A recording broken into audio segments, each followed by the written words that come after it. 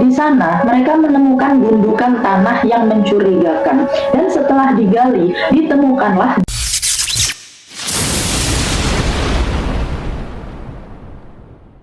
Halo, assalamualaikum Besti. Terima kasih sudah mampir di videoku. Gimana kabar kalian? Semoga sehat selalu ya. Kali ini aku mau ajak kalian menyelami sebuah kisah nyata yang bikin aku geleng-geleng kepala. Ini bukan cuma tentang kejahatan, tapi tentang bagaimana kepercayaan bisa dikhianati, tentang kebohongan yang berlapis-lapis, dan tentang ujung sebuah persahabatan yang berakhir tragis. Sebelum kita mulai, aku mau kasih disclaimer dulu ya. Jadi cerita yang akan aku bawakan hari ini adalah kisah nyata yang terjadi di Amerika Serikat. Ini adalah kasus kriminal yang cukup kompleks dan tragis menurutku. Aku akan berusaha menyampaikannya seakurat mungkin berdasarkan fakta-fakta yang ada di persidangan dan laporan resmi. Mohon disimak dengan bijak ya. Kisah ini berpusat di Pensacola, Florida, Amerika Serikat pada tahun 2017. Ada beberapa karakter utama yang perlu kita kenal ya. Yang pertama, Taylor White. Ini dia si cantik yang jadi korban dalam kasus ini. Jadi Taylor ini usianya 27 tahun saat kejadian. Dia seorang mantan petugas polisi dari Departemen Kepolisian Escambia County. Setelah keluar dari kepolisian, dia bekerja sebagai penyelidik swasta dan juga sebagai asisten hukum. Jadi dia ini orang yang cerdas ya, punya latar belakang hukum dan jelas tahu seluk-beluk investigasi. Taylor punya pacar namanya Jeff ya, dan dia juga punya seorang putra yang sangat dicintainya. Jadi mungkin sebelumnya Taylor ini adalah seorang janda ya. Taylor ini digambarkan sebagai pribadi yang ceria, penuh semangat, dan sangat dekat dengan teman-temannya.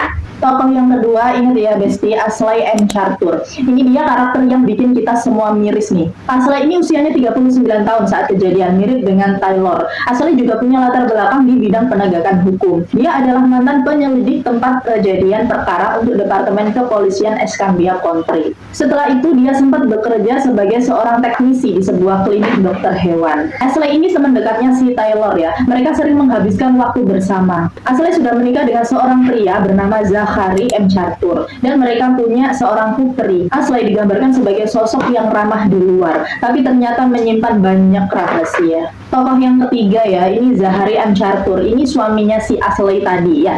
Zachary ini seorang marinir aktif dan pada saat kejadian dia sedang bertugas, Besti. Keberadaan Zachary ini penting ya, karena rumah mereka ini akan jadi lokasi kunci dalam kasus ini. Jadi ceritanya begini, sekitar bulan Juli 2017, Taylor White mengalami kejadian yang cukup bikin pusing ya. Pacarnya si Jeff ini memberitahu Taylor bahwa uang sejumlah 34.000 dolar Amerika Serikat, kalau dirupiahkan mungkin sekitar 500 juta rupiah ya. Nah, uang itu telah hilang dari rekening bank gabungan mereka. Ini uang tabungan mereka untuk membeli rumah impian. Bisa bayangkan kan betapa paniknya Taylor saat itu. Taylor mulai panik dan curiga. Dia tahu bahwa Jeff ini tidak mungkin mengambil uang itu.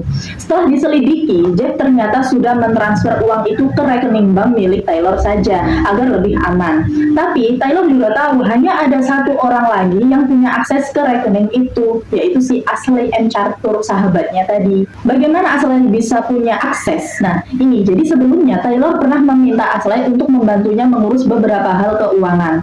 Saat itu Taylor memberikan kartu debitnya dan PIN-nya kepada si Ashley. Ini adalah sebuah kesalahan fatal yang sayangnya baru disadari setelah semuanya terlambat. Taylor dengan latar belakangnya sebagai penyelidik tentu saja tidak tinggal diam. Dia langsung mendatangi Ashley dan menuntut penjelasan. Ashley awalnya berkelit mengaku tidak tahu apa-apa, bahkan bersumpah demi Tuhan tidak pernah menyentuh uang itu. Tapi Taylor tidak bodoh. Dia punya bukti transfer bank yang menunjukkan uang itu masuk ke rekening Ashley. Akhirnya setelah didesak terus, Ashley mengakui bahwa dia memang mengambil uang itu, tapi dengan segudang alasan. Katanya dia hanya memindahkan uang itu untuk membantu Taylor. Alasan lain dia meminjamnya dan akan segera mengembalikannya. Pokoknya 1001 alasan dilontarkan si Ashley ini untuk menunda pengembalian uang itu. Ashley berjanji akan mengembalikan seluruh uang tersebut pada tanggal 8 September 2017.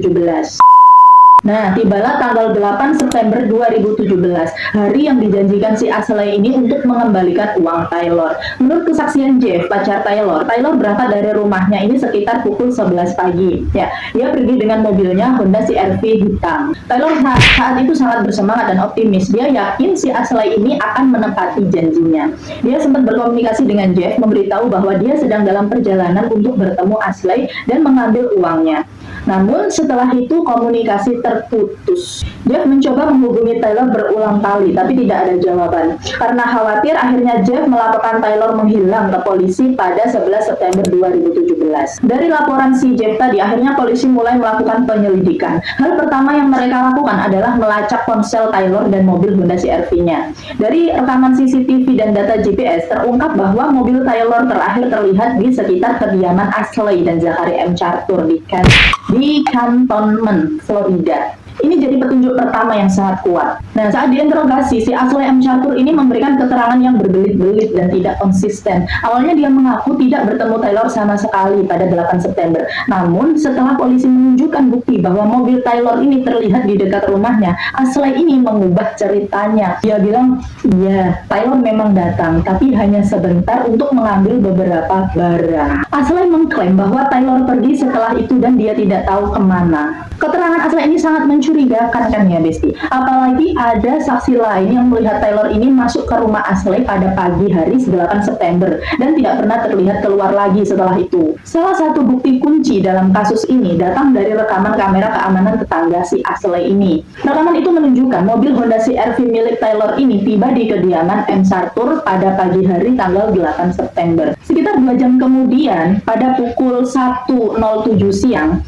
rekaman itu menunjukkan seorang wanita yang tampak seperti Ashley M. Chartur mengendarai Honda CR-V milik Taylor ini sedang keluar dari properti mereka, dari rumah mereka. Sekitar 40 menit kemudian, Honda CR-V itu kembali ke properti M. Chartur dan kali ini Zachary M. Chartur, suami Ashley ini yang mengemudikannya. Aneh kan? Mengapa suami Ashley yang mengendarai mobil Taylor? Penyelidikan polisi pun berlanjut. Mereka mendapatkan surat perintah penggeledahan untuk properti M. Chartur. Saat penggeledahan, mereka menemukan beberapa hal yang mencurigakan. Ada pakaian kotor yang berlumuran darah di dalam sebuah keranjang cucian di rumahnya M. Chartur ini.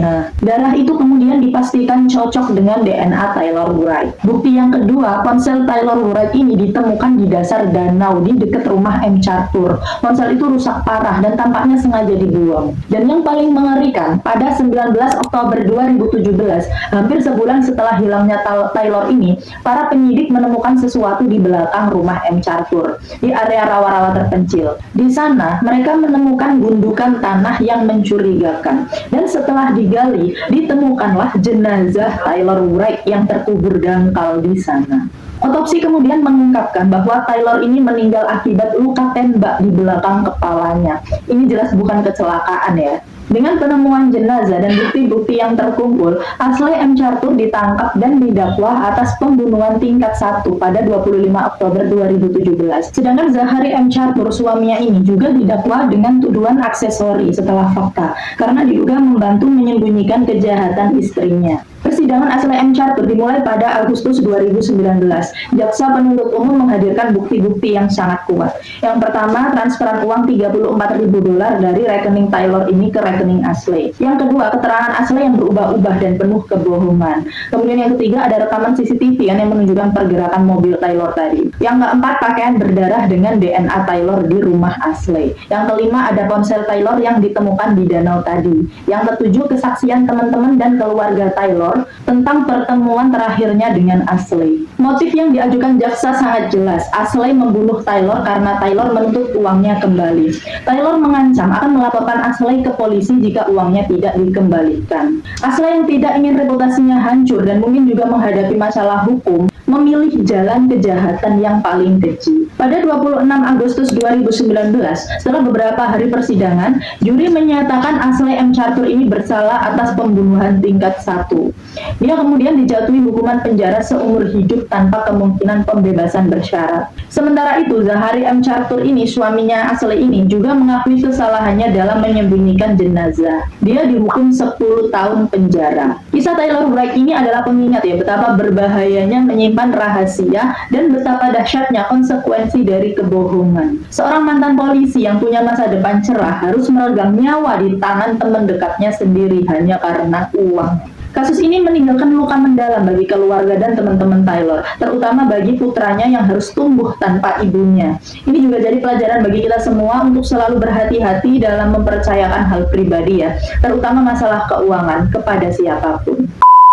Dari kasus ini kita bisa melihat bagaimana penyelidikan yang teliti, kerja keras aparat penegak hukum, dan bukti-bukti forensik bisa membongkar kebenaran di balik sebuah kejahatan yang tersembunyi. Gimana bestiku? Cerita kali ini bikin kita makin sadar ya, kalau kejahatan itu bisa datang dari mana saja, bahkan dari orang terdekat. Terima kasih banyak sudah menyimak kisah ini sampai habis. Jangan lupa like, comment, share, dan subscribe channel aku biar tidak ketinggalan cerita-cerita selanjutnya dan biar aku makin semangat buat kontennya ya. Sampai ketemu di cerita selanjutnya. Dadah, assalamualaikum.